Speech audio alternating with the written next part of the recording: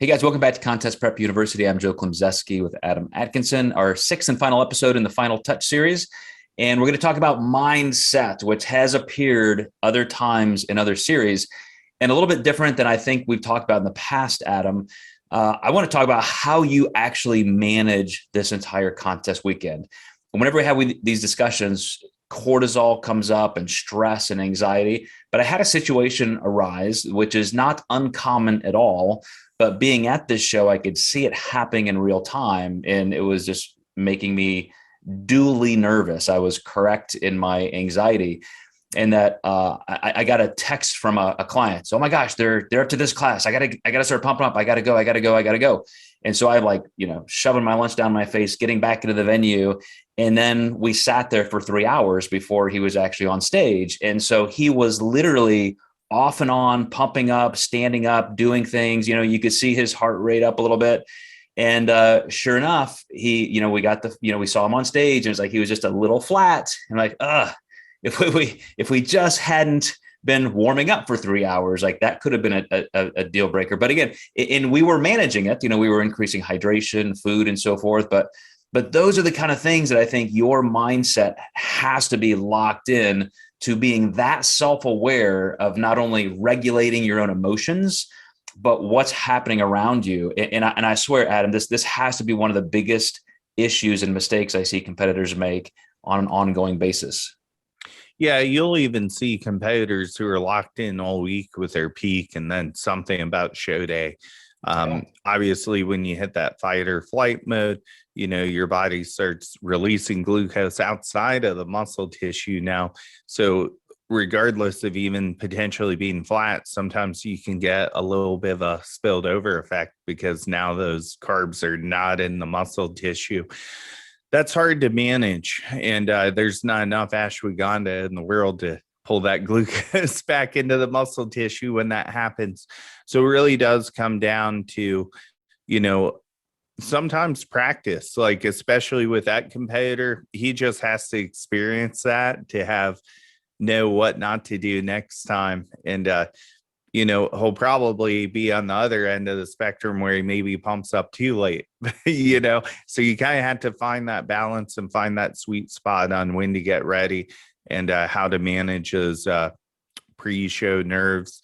Doing some deep inhales and slow, 6 to 8 second exhales can be really, really helpful. It can, basically, what do you call it?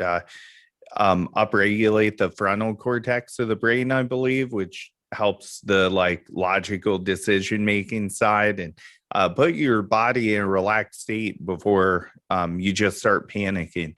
So just those breathing techniques can be really big. I'll sometimes have my clients blow on their thumbs backstage because it feels really silly when you do it too. So it just totally takes your mind off of everything. But the whole point of that is to slow down their breathing. So I'll have clients do that and they're like, I feel really dumb doing this. So I'm like, well, good. One, you're about to laugh, and two, now your breathing's regulated. So techniques like that can help. But at the end of the day, you're going to have some clients that are just nervous wreck backstage almost every time they compete. And then you have some people who this is just another day. And when you look at these top pros, and especially bikini competitors, because honestly, I don't know anyone who has a harder road to the Olympia than a bikini pro. They're in such a subjective sport. They compete multiple times. A lot of those pros look like it's another day back there, where the bodybuilders, even though experienced, they typically don't have to compete as often to make it to the Olympia. And, I think they get a little more nervous because there's just a little less practice there.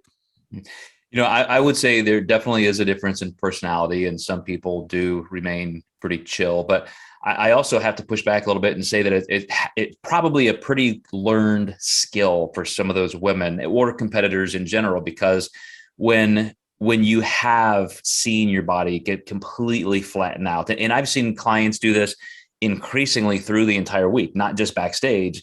all of a sudden the messages get a little more frequent, a little more panicked, and you can just see, day after day after day leading up to the contest, they're gonna pay a price. You're gonna see more adrenaline dumping, and you're gonna see that fight or flight response. And it's not just glucose that is pushed outside of muscle cells for that fight or flight response, but even lipids can be liberated into the bloodstream. And so you have a fluctuating look overall where you kind of spill over, pick it back up, and it's really hard to judge. So I think we have to go back to just a sports psychology perspective, where the definition of emotional intelligence is learning how to regulate your emotion, which comes down to self-awareness.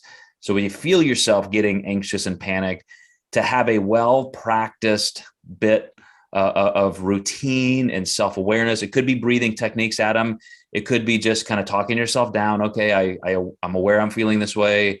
Let's move on. Let's just kind of do something else, put it behind us. It's okay. But there just has to be something there all the way to the backstage context, or you're going to really get hit physically in ways that you don't anticipate. Yeah, absolutely. All right, guys. Well, Adam, again, thanks. Yeah, you had a great idea trying to bring some of these things we've talked about in the past into a unique format in the Final Touch series. Hope it's helped you guys. If you have any other things that you want to talk about as we move into a new year, new contest year, new year of recording for Contest Prep University, let us know. And hopefully in the next year, we're going to start creating some on-site things. We're still kind of at the tail end of the pandemic. We had something planned this year, didn't happen because of some schedule changes accordingly.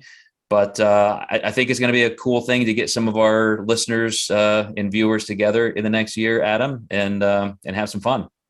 Sounds great. All right. We'll see you guys next time in Contest Prep U.